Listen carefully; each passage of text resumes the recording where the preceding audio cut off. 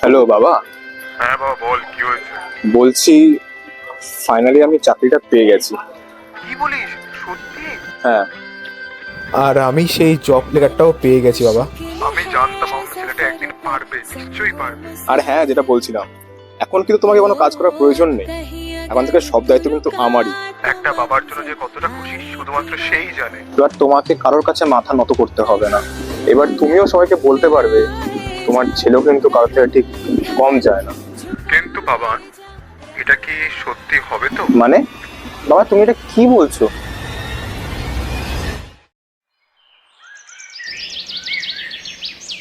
সবে তো 5:30 বাজে।